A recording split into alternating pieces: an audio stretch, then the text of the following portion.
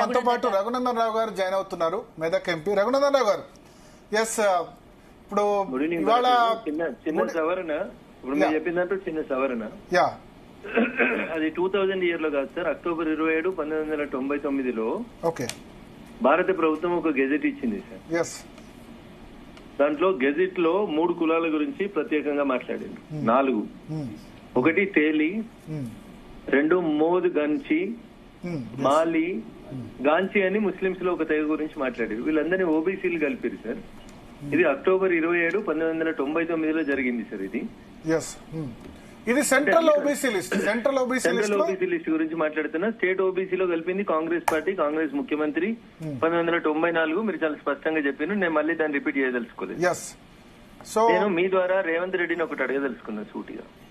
నువ్వు చేసిన కులగణన తప్పుల తడక అని తేలి నీ మంత్రులు, నీ ఎమ్మెల్యేలు, నీ ఎమ్మెల్సీలు దానికి వ్యతిరేకంగా మాట్లాడుతుంటే ప్రతిపక్షాల గొంతు దానికి తోడై మళ్ళీ రీసర్వే చేయించడానికని చెప్పి ఇంకా 3.1% సర్వేలో పాల్గొనలేదని నువ్వు చేసిన తప్పుని కప్పిపుచ్చుకోవడానికి ఒక గీతను తుడపకుండా పక్కన ఒక పెద్ద గీత గీసి ఈ గీత చిన్నగా అయిందని చెప్పుకోవడానికి చేసినటువంటి ప్రయత్నంలో భాగంగా ఇట్లాంటి వివాదాస్పద వాక్యాలు తప్ప ఇంకొకటి కాదు. భరత్ గారు, నాకు సంస్కారం అడ్డం వస్తుంది కానీ లేకపోతే ఒక మాట అడుగుదాం అనుకుంటున్నా. పుట్టుకతోటి మోడీ గారు బీసీ కాదు కదా, మరి పుట్టుకతోటి సోనియా గాంధీ ఇండియానా ఇటలియా? ఎడ పుట్టింది సోనియా గాంధీ నాకు అడగరాదా? ఆయన ఒకటి అడిగితే నేను 4 అడగగలుగుతా కదా సార్. నేను జై తెలంగాణ అని ఈటుకా జవాబు పత్తరి ఇచ్చి వచ్చినాను కదా, నువ్వు ఒకటంటే నేను 4 అననా? మీ రాహుల్ గాంధీ కులం ఏంది? నిండు పార్లమెంట్ లో అడిగినాం, మా బీజేపీ ఎంపీలో అడిగినాం, నీ కులం ఏందో చెప్పు. వాళ్ళైతే బ్రాహ్మణ్ అనే క్లెయిమ్ చేస్తున్నారు రాహుల్ గాంధీ.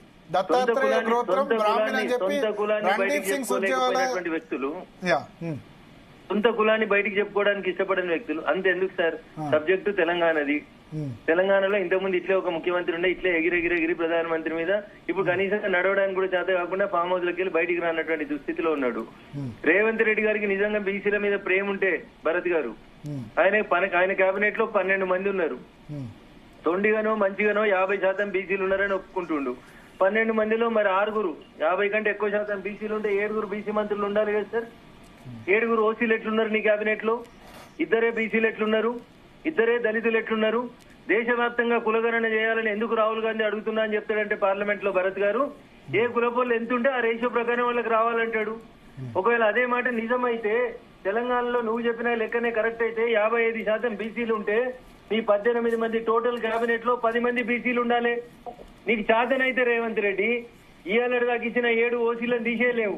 రేపు ఖాళీగా ఉన్నాయి కదా 6 మంత్రి పదవులు, ఆ 6 మంత్రి పదవులు 6 బీసీలకు ఇచ్చి ఈ 14 నెలలు బీసీలకు సగం మంత్రిత్వ శాఖలు ఇయ్యలేకపోయినా తప్పైందని తెలంగాణ సమాజం ముందు బీసీలకు క్షమాపణ చెప్పు రేవంత్ రెడ్డి. ఈయనేదో మొత్తం న్యూటన్ థర్డ్ లాగా అనుకున్నట్టు, మోడీ గారి కులాన్ని ఈయనగా అనుకున్నట్టు, ఆయన ముఖ్యమంత్రి అయిన తర్వాత పుట్టిండో పుట్టలేదో అప్పుడు పుట్టిండో తెలియదు కానీ ఏది పడితే అది మాట్లాడితే సూర్యుని మీద ఉమ్మేస్తే ఏమైతుంది భరత్ గారు? అంటే సరే, ముఖం మీదకే తిరిగి వచ్చి పడితే. అంటే ఇక్కడ ఒక పాయింట్, అంటే మోడీ స్వతహాగా బ్యాక్వర్డ్ క్లాస్ ఏం కాదు. అంటే 94లో కలిపారంటే ఇప్పుడు ఈ మధ్యలో కూడా చాలా కులాలు బీసీలో కలుపుతున్నారు.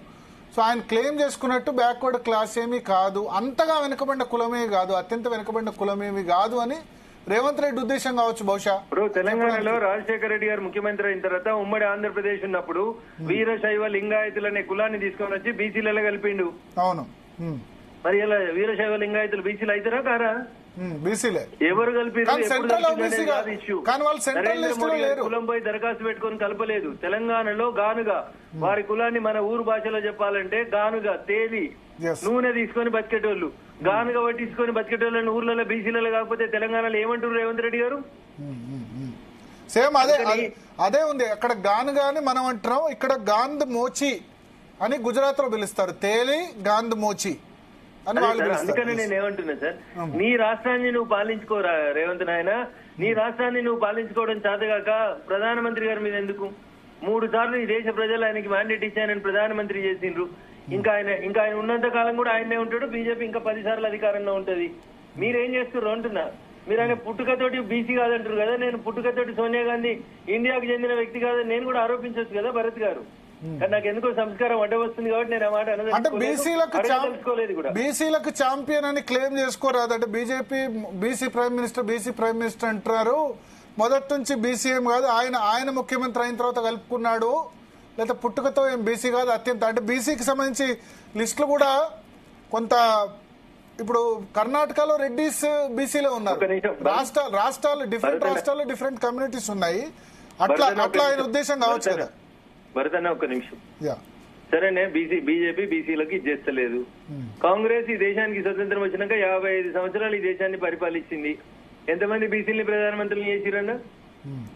ఆంధ్రప్రదేశ్ రాష్ట్రం ఏర్పాటైన 1956 నుంచి నిన్నటి దాకా ఇయ్యాలటి దాకా ఎంతమంది బీసీలు ముఖ్యమంత్రులు చేసిరన్న మీరు? యూపీఏ 1 యూపీఏ 2లో సగం కంటే ఎక్కువ మంది బీసీలకు ఇచ్చిరా అన్న మీరు మంత్రి పదవులు? అరే గంత దూరం ఎందుకన్నా? ఢిల్లీ బోత్ దూర గల్లీ మే ఆప్ క్యా కర్రా? 50% మంత్రులు బీసీలకు ఎందుకు ఇవ్వలేదు అంటున్నా. సరే బీజేపీ బీసీలకు ఎత్తలేదు, మేము బీసీలం కాదు, మేము ఓబీసీలం కాదు, ఏం కాదు, రైట్. ఒక నిమిషానికి ఆయనే కరెక్ట్ అనుకుందాం. కాంగ్రెస్ ఈ దేశంలో బీసీలకి 55 ఏళ్ళ అధికారం నుండి ఏం చేసింది? బీసీ కమిషన్ కు చట్టబద్ధత ఇవ్వమని అడిగి తీయలేదు. పాపం వి హనుమంతరావు గారు లాంటి సీనియర్ రాజ్యసభ సభ్యులు బీసీలకు మంత్రిత్వ శాఖ పెట్టమని 10 ఏళ్లు యూపీఏ 1 యూపీఏ 2లో కాళ్లకు చెప్పులు అరిగేదాకా తిరిగితే కనీసం మంత్రిత్వ శాఖ పెట్టలేదు. ఏం చేసిరన్న మీరు? మీరు అధికారంలో ఉన్నప్పుడు కులగణన ఎందుకు చేయలేదు? అంటే అధికారంలో ఉంటే ఒకటి, ప్రతిపక్షాలు ఉంటే ఇంకొకటి. భరత్ గారు అంటే మరి మీరు దేశవ్యాప్తంగా ఎందుకు కులగణన చేయట్లేదు? ఇబ్బంది ఏంటి? 1931లో చివరిసారి జరిగింది, 95 ఇయర్స్ అయింది. ఇప్పుడు మీరు ఇప్పుడు చాలా బీసీల లాంగ్ పెండింగ్ డిమాండ్స్ ఏమున్నాయంటే, ఒకటి ప్రత్యేక మంత్రిత్వ శాఖ, అది మీరు ఏర్పాటు చేయలేదు. బట్ మీరు ఒకటి చేశారు, ఓబీసీ కమిషన్ కు రాజ్యాంగబద్ధత కల్పించే ప్రయత్నం చేశారు. ఓబీసీ కమిషన్ ఒకటి ఏర్పాటు చేశారు. రేవంత్ రెడ్డి గారి లాగా కాంగ్రెస్ ప్రభుత్వాల్లాగా మేము 2%, 3% ఇవ్వలేదన్న. 27 మంది ఓబీసీలకు కేంద్రంలో కేబినెట్ మంత్రులుగా హోదా కల్పించిందన్న భారతీయ జనతా పార్టీ. మోడీ గారి కేబినెట్ ని తీసుకుంటే 60% బీసీ, ఎస్సీ, ఎస్టీలు మహిళలు ఉంటారన్న మోడీ గారి కేబినెట్ లోపల. మాతోటి వాళ్ళకి ఎక్కడదన్నా పోలిక? నేను అందుకని అడుగుతున్నా, కాంగ్రెస్ ఎన్నడన్నా ఒక్క బీసీని ప్రధానమంత్రిని చేసిందా 55 ఏళ్లల్లా? ఎవరు చేసింది? అంటే ఆయన మొన్న ఏం చెప్తున్నారంటే 50% అవకాశం కాంగ్రెస్ పార్టీ ఇచ్చిందా? రఘునందన్ గారు, అందుకనే మొన్న రాహుల్ గాంధీ దళిత్ ఇన్ఫ్లుయెన్సర్స్ మీటింగ్ లో ఏం చెప్పారంటే, ఎస్ మేము గతంలో తప్పులు చేశాం, అంటే మేము ఇందిరాగాంధీ, రాజీవ్ గాంధీ ప్రైమ్ మినిస్టర్ ఉన్నంత వరకు బానే ఉంది, 91 తర్వాత మేము దళిత్ ఓబీసీలని ఆకట్టుకోలేకపోయాం అన్నారు. అంటే 91 తర్వాత అంటే పివి నరసింహారావు ప్రైమ్ మినిస్టర్ ఉండగా plus Manmohan Singh prime minister ఉండగా పెద్దగా మేము వెనుకబడిన వర్గాల విషయంలో మేము చేయాల్సినంత చేయలేదు అని మొన్న అన్నారు. ఇప్పుడు రాహుల్ గాంధీ గారు 5 సార్లు ఎంపీ, యూపీఏ 1లో యూపీఏ 2లో undeclared prime minister, shadow prime minister, కేంద్ర కేబినెట్ తీసుకున్నటువంటి నిర్ణయాన్ని ప్రెస్ కాన్ఫరెన్స్ లో ఆర్డినెన్స్ ని చింపి అవతల పడేయగలిగినటువంటి నాయకుడు. ఎందుకన్నా బీసీలకు మోర్ దెన్ 50% ఇవ్వలేదు? మన్మోహన్ సింగ్ గారి కేబినెట్ లో యూపీఏ 1లో యూపీఏ 2లో ఎందుకు ఇవ్వలేదు? అన్న రేవంత్ రెడ్డి గారిని ఏమన్నా రాహుల్ గాంధీ గారు తప్పు చేసిన అని ఒప్పుకున్నాడు కదా. ఇప్పుడు రేవంత్ రెడ్డి గారి కేబినెట్ లో 6 మంత్రి పదవులు ఖాళీగా ఉన్నాయి. ఒక్క నిమిషమే, 6 మంత్రి పదవులు ఖాళీగా ఉన్నాయి తెలంగాణ కేబినెట్ లో. 6 బీసీలకు ఇవ్వమని చెప్పి రాహుల్ గాంధీ తోటి స్టేట్మెంట్ ఇప్పిండ్రి. 6+2 అయితే 8 అవుతారు. పోనీ అట్లన్నా సగం కూడా గారు ఒకటి తక్కువనే ఉంటది. ఇంకా అట్లనే చెప్పమని ఉండ్రి.